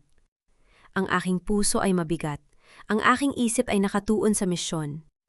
Ngunit sa kaibuturan ko, alam ko ang lalaking yon, ang lalaking minsang minahal ko, ay mananatiling bahagi ng aking nakaraan. At ang nakaraan ay hindi na maibabalik. Sa rooftop, ang helicopter ay naghihintay. Ang rotor nito ay umiikot, ang hangin ay malakas. Umakyat ako. Ang aking mga kamay ay matatag, ang aking puso ay kalmado. Ma'am, ang piloto ay sumigaw. Handa na po tayo. Tumango ako. Ang aking mga mata ay nakatingin sa abot tanaw. Ang Manila ay kumakalat sa ibaba. Ang mga ilaw nito ay kumikislap. Ang mga tao nito ay patuloy na namumuhay. At sa sandaling yon, naramdaman ko ang isang bagay na hindi ko inaasahan. Isang pakiramdam ng kalayaan. Hindi ko kailangan ang kanyang pagsisisi. Hindi ko kailangan ang kanyang pagmamahal. Ang kailangan ko ay ang aking tungkulin, ang aking pananumpa, ang aking bayan. Lift off, utos ko. Ang helicopter ay umangat, ang lupa. Ay lumalayo ang lahat, ay lumiliit. At habang kami ay lumilipad palayo, hindi ako lumingon. Hindi ko na kailangan. 3 buwan. 3 buwan kong sinubukang kalimutan ang mukha niyang yon, ang mukha ng lalaking nanloko sa akin, naniniwala sa kasinungalingan ng babaeng itinuturing kong kaibigan. Ngunit narito ako ngayon, nakatayo sa loob ng opisina ko sa kampo. Nakatingin sa monitor na nagpapakita ng lalaking iyon, si Gabriel, na nakaupo sa labas ng gate, basa ng ulan. Ma'am, nandyan pa rin si Mr. Lacuesta? 3 araw na, napalingon ako kay Kiko na nakatayo sa pintuan ng aking opisina. Ang kanyang mukha ay puno ng pag-aalala. Ang kanyang kamay ay abala sa paglalaro ng kanyang candy. Ang ugali niyang hindi ko alam kung nakakatawa o nakakainis. Hayaan mo siya, ang aking boses ay mahinahon, walang emosyon. Hindi ko siya kailangang makita, pero ma'am, 3 araw na pong umuulan, baka magkasakit po siya doon. Tumingin ako kay Kiko, ang aking mga mata ay seryoso. Sabi ko, hayaan mo siya. Umalis si Kiko. Ang kanyang mga hakbang ay nag-aalangan. Alam kong pinag-uusapan nila ako ng mga tauhan ko. Ang babaeng nagpakasal sa isang lalaking hindi nakakaintindi sa kanyang tungkol. Inang babaeng itinapon ng asawa para sa isang babaeng traidor. Ngunit hindi nila alam ang buong kwento. Hindi nila alam ang sakit na dala ko sa tuwing nakikita ko ang mukha ni Gabriel. Tumayo ako, lumapit sa bintana, at tiningnan ang ulan na bumabagsak. Ang mga alaala ay bumabalik ang araw na hiniling niya ang diborsyo sa airport. Ang araw na pinili niya si Celestine. Ang araw na pinaniwalaan niya ang lahat ng kasinungalingan tungkol sa akin. At ngayon, narito siya, naghihintay sa labas ng aking kampo. Parang walang nangyari, ngunit hindi na ako ang babaeng yon. Ang babaeng yon ay namatay sa araw na yon sa airport. Ang babaeng yon ay inilibing sa araw na yon sa harap ng mga taong nakakita ng kanyang kahihiyan. Ma'am, ang boses ni Kiko ay bumalik sa aking earpiece, ma'am. Nagpapakita pa rin po siya sa camera. Gusto po niyang makausap kayo. Kahit sandali lang daw po, napabuntong hininga ako. Ang aking puso ay mabigat, ang aking isip ay naguguluhan, ngunit alam ko ang sagot. Hindi. Ang mga araw ay lumipas. Ang ika-4 na araw ay dumating ang ulan, ay huminto ang araw ay sumikat. At sa umagang iyon, habang ako ay naghahanda para sa aking pag-ikot, nakatanggap ako ng tawag mula sa gate. Ma'am, si Mr. Lacuesta po. Sabi niya, hihintayin niya po kayo hanggang sa lumabas kayo. Hindi na po siya aalis. Tumigil ako. Ang aking kamay ay nasa pintuan. Ang aking puso ay tumibok. Nang malakas ang aking isip ay naguluhan. Ngunit alam ko, kailangan kong harapin ito. Kailangan kong tapusin ito. Lumabas ako ng kampo. Ang aking mga hakbang ay matatag, ang aking uniforme ay maayos. Ang araw ay sumisikat. Ang mga ibon ay umaawit. Ang mundo ay tila normal. Ngunit sa loob ko ang lahat ay magulo. At pagkatapos, nakita ko siya. Si Gabriel ay nakaupo sa isang bench sa labas ng gate. Ang kanyang damit ay gusot. Ang kanyang mukha ay maputla. Ang kanyang mga mata ay may mga maitim na bilog. Mukha siyang pagod. Mukha siyang nawasak. Ngunit nang makita niya ako, ang kanyang mga mata ay lumiwanag. Ang kanyang mukha ay nagbago. Alexa, ang kanyang boses ay paos. Halos hindi marinig. Alexa, salamat sa Diyos! Akala ko hindi ka nalalabas. Tumigil ako ng ilang metro. Ang layo sa kanya, ang aking mga kamay ay nasa aking tagiliran. Ang aking mukha ay walang emosyon. Gab, ano ang ginagawa mo dito? Tumayo siya. Ang kanyang mga binti ay nanginginig. Ang kanyang mga kamay ay abala. Alexa, alam kong huli na ang lahat. Alam kong wala na akong karapatan.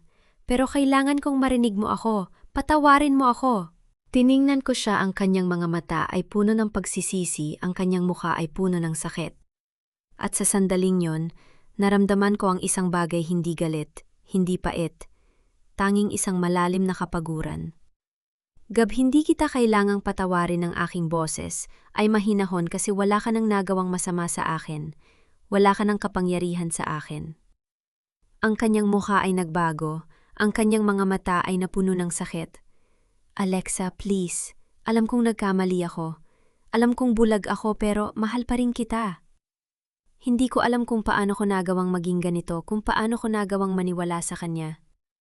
Naniniwala ka sa kanya dahil pinili mo ang aking boses ay matigas. Pinili mong maniwala sa kasi. Nungalingan kaysa sa akin, pinili mong iwan ako sa airport sa harap ng lahat sa araw na kailangan kita. Ang kanyang mga mata ay napuno ng luha. Ang kanyang mga tuhod ay yumuko, at sa harap ng lahat, sa harap ng mga gwardiya, sa harap ng mga tauhan ko, sa harap ng mundo. Si Gabriel Lacuesta, ang dating mayamang negosyante, ay lumuhod sa harap ko. Mahal pa rin kita, Alexa. Ang kanyang boses ay basag, ang kanyang mga luha ay bumabagsak. Hindi ko alam kung paano ko nagawang maging bulag. Patawarin mo ako sa lahat, tumingin ako sa kanya. Ang lalaking minsang minahal ko, ang lalaking minsang pinang-arap kong makasama habang buhay, at sa sandaling yon, naramdaman ko ang isang bagay na hindi ko inaasahan, isang pakiramdam ng kalayaan. Gab, ang aking boses ay malambot, nung kailangan kita, nung gusto ko sabihin sa'yo ang lahat. Wala ka ngayon. Hindi ko na kailangan ng pagsisisi mo. Kailangan ko lang ang sarili ko. Ang kanyang mga mata ay nagmulat. Ang kanyang mukha ay puno ng kawalan, ng pag-asa. Alexa, Kahit isang pagkakataon pa lang, kahit isang pagkakataon lang, tumalikod ako ang aking mga hakbang, ay matatag ang aking puso ay mabigat. Ngunit bago ako makalayo, huminto ako. Ang pagkakataon na ibinigay mo sa akin, ginamit ko para protektahan ka ang aking boses, ay mahinahon, hindi ako lumingon na yon. Gagamitin ko ang pagkakataong ito para protektahan ang sarili ko, paalam Gab. At nagpatuloy ako sa paglalakad, ang aking mga mata ay diretso sa unahan, ang aking puso ay unti-unting kumakalma. Ang kanyang mga sigaw ay unti-unting nawawala. Ang kanyang mga luha ay hindi ko na nakikita. Umakyat ako sa aking sasakyan, ang mga pinto ay nagsara. Ang mundo sa labas ay unti-unting nawawala. At sa sandaling yon, habang ang sasakyan ay nagsisimula ng gumalaw, naramdaman ko ang isang bagay na hindi ko inaasahan. Ang aking mga mata ay napuno ng luha. Ang aking puso ay mabigat. Ngunit sa kabila ng lahat, ako ay numiti. Malaya na ako. Ang aking bulong ay halos hindi marinig, at pagkatapos ang aking telepono ay nag-vibrate. Ang screen ay nagpakita ng isang pangalan na pamilyar.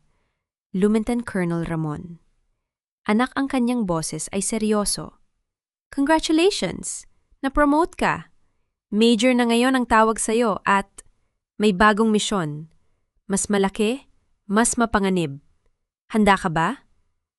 Tumingin ako sa labas ng binta at ang araw ay sumisikat, ang langit ay asul. Ang mundo ay puno ng posibilidad. At sa sandaling yon, alam ko ang sagot. Handa na ako, sir. Isinara ko ang tawag, ang aking mga mata ay nakatingin sa abot tanaw. Ang nakaraan ay nasa likod ko. Ang hinaharap ay nasa harap ko. At sa kauna-unahang pagkakataon sa mahabang panahon ako ay totoong malaya. Hindi ko na kailangan ang kanyang pagsisisi. Hindi ko na kailangan ang kanyang pagmamahal. Ang kailangan ko ay ang aking tungku, inang aking panunumpa, ang aking bayan. At habang ang sasakyan ay lumalayo, hindi ako lumingon. Hindi ko na kailangan. Isang taon na ang lumipas. Minsan, hindi ko namamalayan kung paano lumipas ang panahon. Parang kahapon lang nang iwan ko ang lahat sa likod ko at ngayon nakatayo na ako rito sa harap ng walang hangganang karagatan. Ang hangin ay maalat, ang alon ay marahang humahampas sa katawan ng barko. Nakapikit ako, saglit hinihigop ang katahimikan ng madaling araw. Ang uniporme ko may bagong insignia. Major na ang tawag sa akin ngayon ay tila mas gumaan kahit pa mas mabigat ang responsibilidad. Mukhang maganda ang panahon ngayon, ma'am, sabi ni Kiko habang papalapit may dalang-dalawang tasa ng kape. Pero alam kong may darating na bagyo mamaya. Ganun talaga sa dagat. Kinuha ko ang tasa. Ang init nito ay dumaloy sa aking mga palad. Kaya tayo nandito, Kiko, para handa tayo sa anumang bagyo. Tumango siya, ngunit may pag-aalinlangan sa kanyang mga mata. Ma'am, may nagpadala ng sulat para sa'yo, galing sa Manila. Ang aking puso ay tumigil saglit. Hindi ko na kailangan tanungin kung kanino. Ang sulat kamay sa harap ng puting envelope ay pamilyar, ang mga letrang minsan kong minahal, ang mga kamay na minsan kong hinawakan. Kinuha ko ang sulat, ang papel ay bahagyang kulubot. Parang pinag-isipan kong ipapadala o hindi. Binuksan ko ito, ang mga salita ay bumungad sa akin. Alexa, alam kong hindi mo na kailangang basahin ito. Alam kong huli na ang lahat. Ngunit kailangan kong sabihin na araw-araw kong pinagsisisihan ang lahat. Ang bahay ay tahimik. Ang opisina ay walang laman. Ang buhay ko ay walang saysay kung wala ka. Mahal pa rin kita. Hihintayin kita kahit gaano katagal. Tiningnan ko ang mga salita, ang bawat letra ay puno ng sakit, puno ng pagsisisi. At sa sandaling yon, naramdaman ko ang isang bagay na hindi ko inaasahan. Hindi sakit, hindi galit, tanging isang malalim na kapayapaan. Dahan-dahan kong pinunit ang sulat. Ang mga piraso ay sumayaw sa hangin bago bumagsak sa tubig. Ang mga salita ni Gabriel ay lumubog kasama ng mga alon, kasama ng nakaraan. Anong sabi niya, ma'am? Tanong ni Kiko, ang kanyang boses ay mahinahon, walang paghusga. Nugumiti ako, Ang aking mga mata ay nakatingin sa abot tanaw. Wala nang mahalaga. Ang mahalaga ay kung saan ako patungo, hindi kung saan ako nanggaling. Tiningnan ako ni Kiko. Ang kanyang mukha ay may ngiti na hindi ko maintindihan. Ganun ba, ma'am? Pero alam mo, minsan, ang mga taong hindi natin inaasahan ay siya pa pala magtuturo sa atin ng pinakamahalagang aral. Hindi ako sumagot. Sa halip, ibinalik ko ang aking tingin sa dagat. Ang araw ay nagsisimula nang sumikat ang mga sinag nito ay kumakalat sa tubig, nagpinta ng ginto sa asul na karagatan. Ang mundo ay maganda pa rin, kahit paminsan ay masakit. Inilagay ko ang aking kamay sa aking dibdib kung saan dati nakasabit ang singsing na ibinigay ni Gabriel nung araw ng kasal namin. Nayan sa halip na yon, may simpleng singsing na may insignia ng militar, ang simbolo ng aking panunumpa, ang aking tungku, inang aking pagkatao. Hindi ako nawala. Bulong ko sa sarili ang mga salita ay tila isang panalangin. Natagpuan ko lang ang sarili ko. Lumapit si Kiko. Ang kanyang boses ay puno ng paggalang. Ma'am, handa na ang koponan. Hihintayin ka namin. Lumingon ako sa kanya at sa kauna-unahang pagkakataon sa mahabang panahon nang umiti ako ng totoo. Hindi ang ngiting pilit. Hindi ang ngiting itinatago ang sakit. Isang ngiting nagmumula sa kaibuturan ng aking pagkatao. Sige, tara na. May trabaho tayo. Tumalikod ako sa dagat. Ang aking mga hakbang ay matatag, ang aking puso ay magaan. Sa likod ko, ang mga piraso ng sulat ni Gabriel ay tuluyan ng lumubog. Dala ang lahat ng kahapon, lahat ng sakit, lahat ng pagsisisi. Sa harap ko ang araw ay sumisikat ng maliwanag, ang langit ay walang ulap, at ang mundo ay puno ng posibilidad. Hindi ko na kailangan ang kanyang pagsisisi. Hindi ko na kailangan ang kanyang pagmamahal. Ang kailangan ko ay ang aking tungkol, inang aking panunumpa, ang aking bayan. At habang ako ay naglalakad palayo, narinig ko sa di kalayuan ang tunog ng helicopter na papalapit ang simula ng isang bagong misyon. Isang bagong araw, isang bagong buhay. Hindi ako lumingon. Hindi ko na kailangan. Ang hangin ay maalat, ang alon ay marahang humahampas sa katawan ng barko. Nakapikit ako. Saglit hinihigop ang katahimikan ng madaling araw. Ang uniporme kong may bagong insignia. Major na ang tawag sa akin ngayon ay tila mas gumaan, kahit pa mas mabigat ang responsibilidad.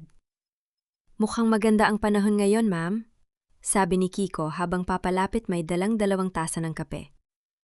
Pero alam ko may darating na bagyo mamaya. Ganon talaga sa dagat. Kinuha ko ang tasa, ang init nito ay dumalay sa aking mga palad.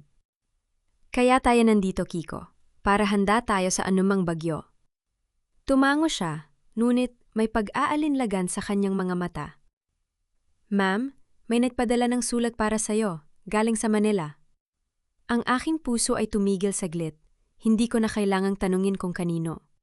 Ang sulat kamay sa harap ng puting envelope ay pamilyar, ang mga letrang minsan kong minahal, ang mga kamay na minsan kong hinawakan.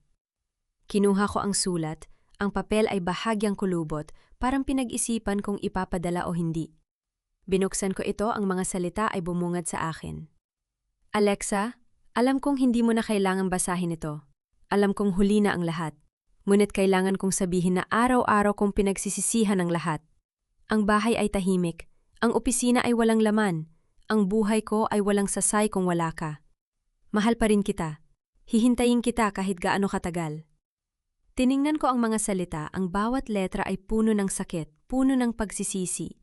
At sa sandaling yon naramdaman ko ang isang bagay na hindi ko inaasahan, hindi sakit, hindi galit. Tanging isang malalim na kapayapaan. Dahan-dahan kong pinunit ang sulat, ang mga piraso ay sumayaw sa hangin bago bumagsak sa tubig. Ang mga salita ni Gabriel ay lumubog kasama ng mga alon, kasama ng nakaraan. Anong sabi niya, ma'am? Tanong ni Kiko, ang kanyang boses ay mahinahon, walang paghusga. Ngumiti ako, ang aking mga mata ay nakatingin sa abot tanaw. Wala nang mahalaga. Ang mahalaga ay kung saan ako patungo, hindi kung saan ako nanggaling. Tiningnan ako ni Kiko, ang kanyang mukha ay may ngiti na hindi ko maintindihan. Ganun ba, ma'am? Pero alam mo minsan ang mga taong hindi natin inaasahan ay siya pa palang magtuturo sa atin ng pinakamahalagang aral. Hindi ako sumagot. Sa halip, ibinalik ko ang aking tingin sa dagat. Ang araw ay nagsisimula ng sumikat, ang mga sinag nito ay kumakalat sa tubig, nagpinta ng ginto sa asul na karagatan. Ang mundo ay maganda pa rin kahit paminsan ay masakit. Inilagay ko ang aking kamay sa aking dibdib kung saan dati nakasabit ang singsing na ibinigay ni Gabriel nung araw ng kasal namin. Ngayon, sa halip na yon may simpleng singsing na may insignia ng militar, ang simbolo ng aking panunumpa, ang aking tungkuli, inang aking pagkatao. Hindi ako nawala, bulong ko sa sarili. Ang mga salita ay tila isang panalangin. Natagpuan ko lang ang sarili ko. Lumapit si Kiko, ang kanyang boses ay puno ng paggalang. Ma'am, handa na ang koponan, hihintayin ka namin. Lumingon ako sa kanya, at sa kauna-unahang pagkakataon sa mahabang panahon nang umiti ako ng totoo. Hindi ang ngiting pilit. Hindi ang ngiting itinatago ang sakit. Isang ngiting nagmumula sa kaibuturan ng aking pagkatao. Sige, tara na. May trabaho tayo. Tumalikod ako sa dagat. Ang aking mga hakbang ay matatag, ang aking puso ay magaan. Sa likod ko, ang mga piraso ng sulat ni Gabriel ay tuluyan ng lumubog. Dala ang lahat ng kahapon, lahat ng sakit, lahat ng pagsisisi.